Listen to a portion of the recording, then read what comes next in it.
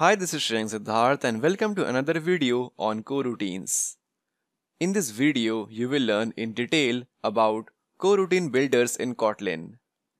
Now, coroutine builders are basically a few functions such as launch and run blocking functions. And from the previous video, we already got a basic idea about them. So in this video, we will dive deeper and explore them in detail. So before you start with this video, there are a few things that you should already know, such as what exactly are coroutines and what are the purpose of having them. What is the relationship between a thread and a coroutine and how they are different? What is a suspend modifier and what are suspending functions? How to integrate coroutines in a project by using either Gradle or Maven. Well, in the previous video, we integrated coroutine using Gradle. I hope you remember that. And at last, you should know how to create a basic coroutine using functions like globalscope.launch and run blocking function. Just the basics, right? Not in detail. And all of these basic concepts I have already covered in the previous video. So you must watch it before you start with this video. Great. So now, what exactly are coroutine builders? Well, as the name implies, coroutine builders are nothing but the functions using which we create a coroutine. As simple as that. So, what are the different types of coroutine builders? Well, the first is the most commonly used one, that is the launch function. The second is the async function. And the third is the run blocking function. Now apart from these three, there are other ways to create a coroutine as well, but these are the most important ones, so please note this. Now, in case of launch function, we also have something called globalscope.launch. Well, this global scope is actually a companion object.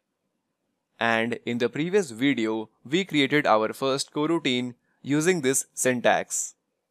Now don't worry, we will shortly discuss what is the difference between the globalscope.launch and only the launch function.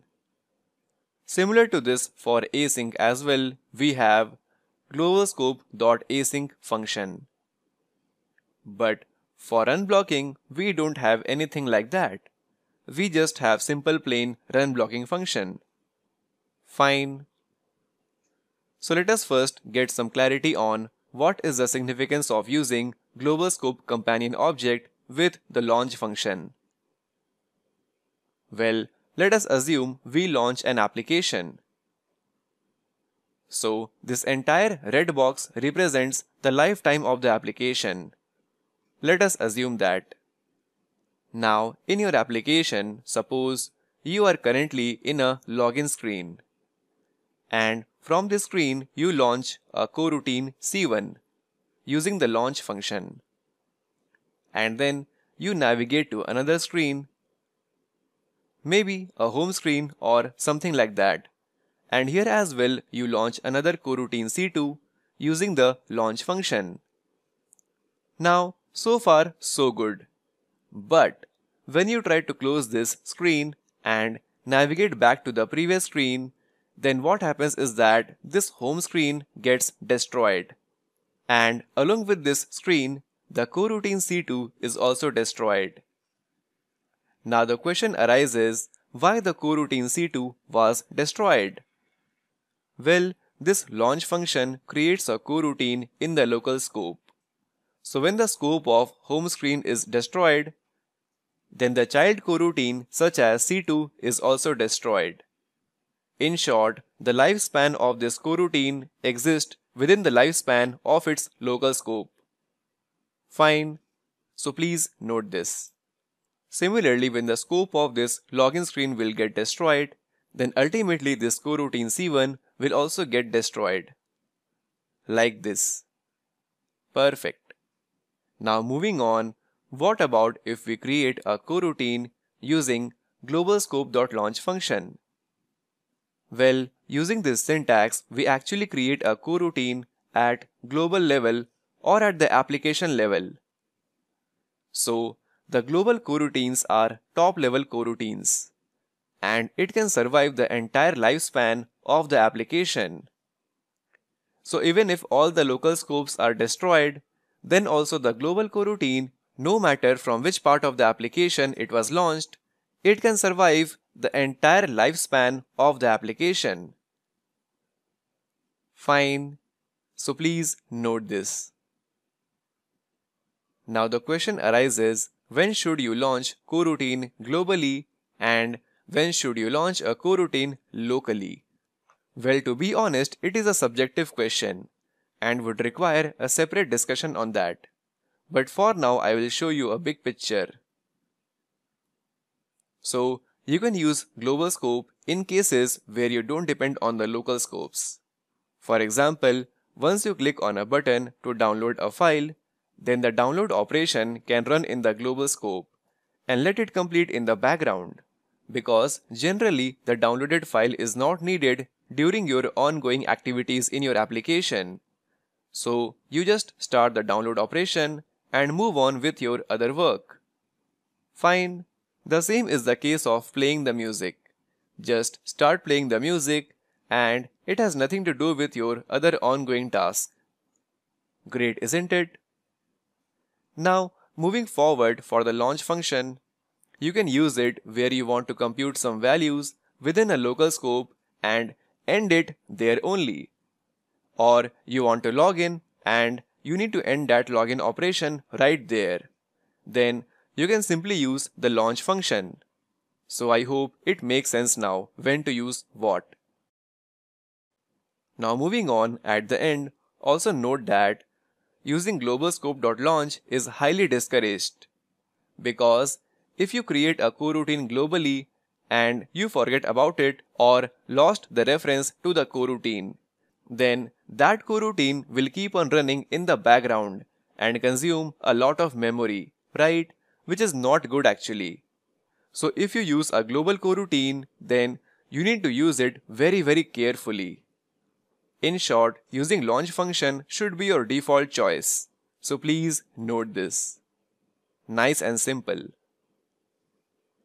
Now, similar to the case of launch function, in case of async function as well, we can use global scope companion object to launch the coroutine globally. Well, the gist of the difference between these two remains the same. But this does not mean that launch function and async function are the same. Well, they are different. And this is what we are going to discuss in this video. So, let us start with the launch function. So here, this is the same program which we wrote in the previous video. Here we start our main program. Then we create a global coroutine that runs on a global thread in the background. Here are the coroutine operations. Then we wait for the coroutine to finish. And since this is a suspending function which we cannot use directly inside the main function, so that is why we used run blocking over here. Fine, I hope you remember this. If you run the program, we get this output. I guess nothing new until now. But please note the name of the thread on which our coroutine is running. I will come back to it shortly. Now, as mentioned just now, you should not use global scope companion object unless required. Right now we are performing a very simple operation within our coroutine. So we don't need to run it in the global scope, right? So let's remove global scope from here and run the program again to see the difference. So here we go, we have some twist. The coroutine is now running in the main thread. Interesting, isn't it? So accordingly, let us update our comment. Now the question arises, why on this holy earth our coroutine ran on the main thread? Well, this is because this launch coroutine builder is actually present within the scope of the parent run blocking coroutine builder. And since this run blocking runs on the main thread, so this child coroutine inherits the scope of the parent coroutine. and hence runs on the main thread. Fine. Well, this is the property of the launch coroutine builder which you need to remember. So in short, if this run blocking coroutine runs on suppose thread T1, then this launch coroutine is going to run on the thread T1. That is, it will inherit the thread and the coroutine scope of the immediate parent coroutine. Fine, so please note this. This is very important. Great. Next, within this coroutine, the first statement will of course run on the main thread. But when the suspending function delay is executed, then our coroutine suspends, right? Which means the next statement will either execute on the main thread or some other thread. Well, it depends on the situation which I explained in the previous video. So I guess you are getting a clearer picture now. Now moving ahead, let us explore more. Let us see the definition of this launch function. So if you take a look at the documentation, then you will find that this launch function is actually an extension of this coroutine scope interface. Right? And this function returns a job object. Now, what this job object stands for? Let us explore that as well. So, from this function, we are getting a job object. Right? And using this job object, you can control this coroutine. Let me show you how. Now, as mentioned earlier, the usage of delay over here is not the right way to wait for the coroutine to finish its work.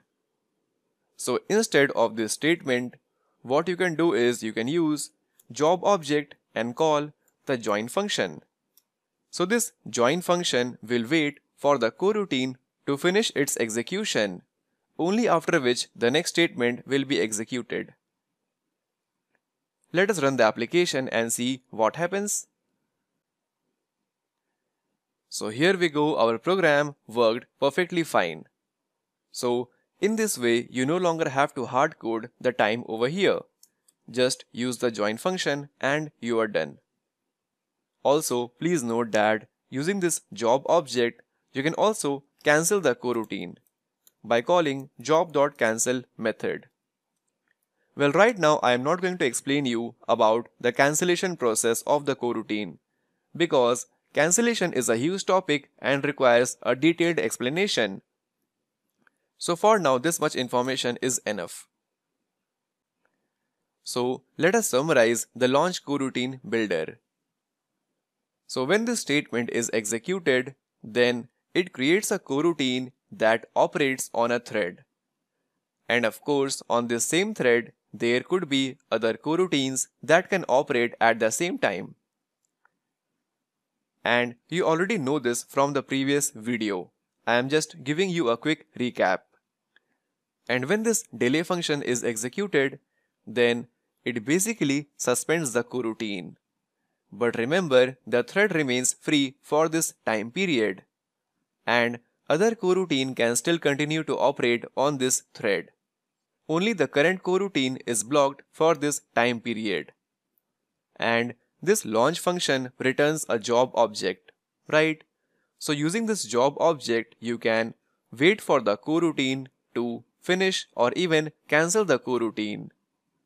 So in short, this launch coroutine builder creates a coroutine that runs without blocking the current thread. Always remember this, it does not block the thread on which it operates.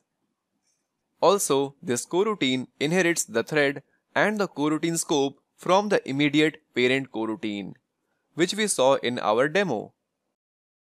Next, this function returns a job object. And using this job object, you can cancel the coroutine or wait for the coroutine to finish. Basically, this job object allows you to control the coroutine. Fine. Nice and simple. Now before I end this topic of launch coroutine builder, here within the parenthesis I have written fire and forget.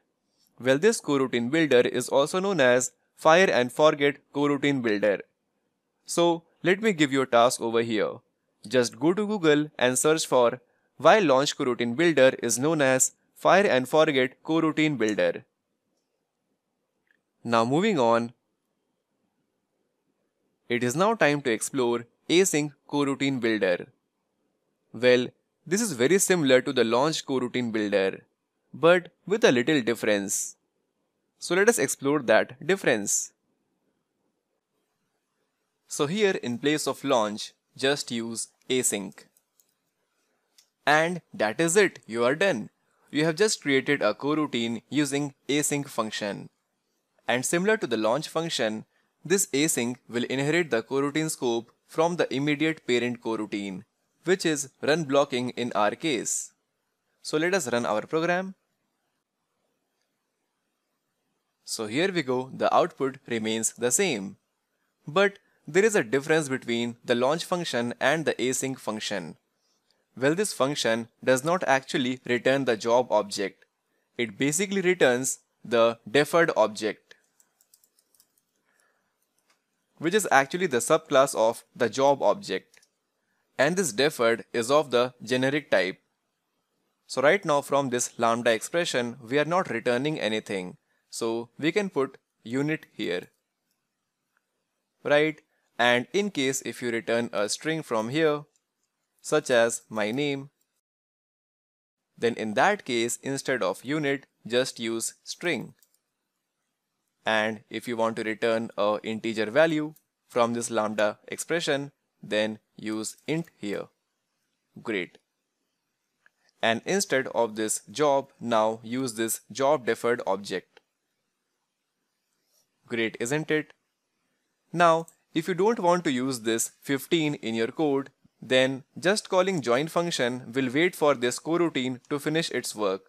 But if you want to use this returned 15 in your code, then instead of this join function, you can use job deferred object dot await function, which is very similar to the concept of future and promise in case of JavaScript. And on the left, you can retrieve that value of the type int by using this statement. And then you can use this num variable in your code. Fine. Now just remember, just like this delay function, the await function and this join function are also the suspending function, which means you can use them within a coroutine scope, which in our case is being provided by this run blocking coroutine builder. So please note this. Now moving on, if you use global scope companion object over here like this, then in that case you are going to launch a global coroutine that will run on the global scope at the application level. So if you run the program now, then you will find your coroutine is now working globally at the application level thread. Fine. But in our case, we don't require an application level coroutine. So let us remove it from here. Now at the end, let's see the signature of this deferred class. So if you go to the documentation, you will find that it is actually an interface and it is basically a subclass of the job interface. So that is why in our program, we were able to call the join function, or even you can call the cancel function on this deferred object, because this deferred is actually a subclass of the job interface. So now let us summarize the async function or the coroutine builder. Well, just like launch function, the basic properties of the async function and the way it operates remains the same. For example, how calling the delay function just suspends the coroutine, it remains the same. But using async function, you can return some data, and you can retrieve that data using the await function. And of course, you can call the join function or the cancel function as per your need. So in short, the await function, just like the launch function, creates a coroutine without blocking the current thread, and it inherits the thread and the scope from its immediate parent coroutine. Next, this function returns the deferred object, which can carry your desired result. And finally, using that deferred object, you can cancel the coroutine, or wait for coroutine to finish, or even retrieve the returned result. How cool is that? Moving ahead, let us see run blocking coroutine builder. And what is it used for? Well, practically, we don't use run blocking coroutine in the way we have used it in our program. We have used it over here so that we can run suspending functions like await or join over here. You can think of it like I am using run blocking just to explain you how coroutine works. But this is not the right purpose of using run blocking in our program. So the question arises, what is the practical use of run blocking function? Well, this run blocking is generally used to write test cases to test the suspending functions. For example, suppose if we have a suspending function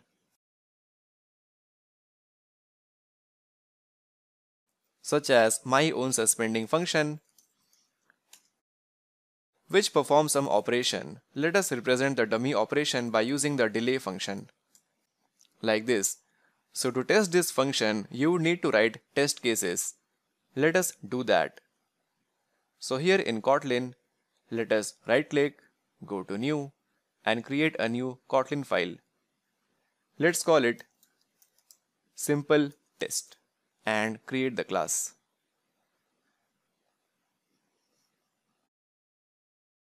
Now to write JUnit test, you need to integrate the JUnit library in your project. So in your Gradle file, in your dependencies, just add this statement. And from this icon over here, just load the changes. Once you are done, let's write our first test case. So to write the test case, all you have to do is use @test annotation that belongs to org.junit.test package.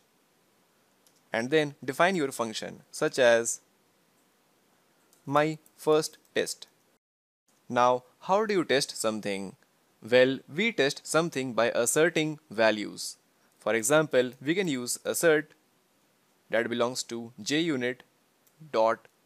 Let's use the function of assert equals and pass two parameters. The first is the expected value and the second is the value which you want to test, such as 5 plus 5. So this function is going to check if this 10 is actually equal to this 5 plus 5 or not. And before we run our test, you need to do some changes in your project configuration, such as go here and go to edit configuration and from here click on plus. That is add new configuration, which I have already done in my project. Right, just from the drop down select this JUnit. You will get this icon over here. And from this test kind, select all in packages, then select in whole project, click on apply and then OK. Once you create the configuration, click on this run button over here. So here we go, our test passed. Fine. Now suppose if we want to test this function of my own suspending function. So in that case, let us call this function from here. But if you try calling my own suspending function from here, then the compiler won't allow you to do that. It will say you cannot call a suspending function from within a normal function. And as per the rule which we saw in the previous video, we can only call suspending function either from within a coroutine or from within another suspending function. Right? I hope you remember that. So how to make our test case work? Well, in that case, we can make use of the run blocking function. So here I will use run blocking like this, just like we were using it in case of the main function. So this run blocking is a coroutine builder that is going to launch a coroutine. And that coroutine is going to block the current thread in which it is operating and therefore will help you to execute this suspending function. Let us run our test once again. So here we go, our test again passed, which means the code within this whole function passed. Fine. So this is the actual purpose of using run blocking coroutine builder. And of course, later on in this series, I will definitely show you what are the other used case of this run blocking coroutine. For now, this much information is enough. Now in the end, please note that this launch and async coroutine builders never block the thread in which it operates. But this run blocking coroutine builder always blocks the thread in which it operates. And this non-blocking and the blocking nature of these coroutines are very important for you to remember. Nice and simple. So finally, let us summarize our video. Well, in this video we explored what are coroutine builders such as launch, async and run blocking. Remember, launch and async are non-blocking in nature. But run blocking is a blocking coroutine which blocks the thread in which it runs. We explored what are the differences between launch and async coroutine builders. Then we explored what is Global Scope Companion Object and why you should avoid using it. We also saw the usage of deferred object, and it is actually a subclass of the job interface. Also, we explored how to use await, join, and cancel functions. Hey, but wait, we did not explore anything much about this cancel function, because cancelling a coroutine is a huge topic of discussion. So, in the next video, let us explore more on coroutines in the context of cancellation. So I hope you enjoyed this video. This is Shrenk Siddharth signing off. Thanks for watching and have a great day. Thank you.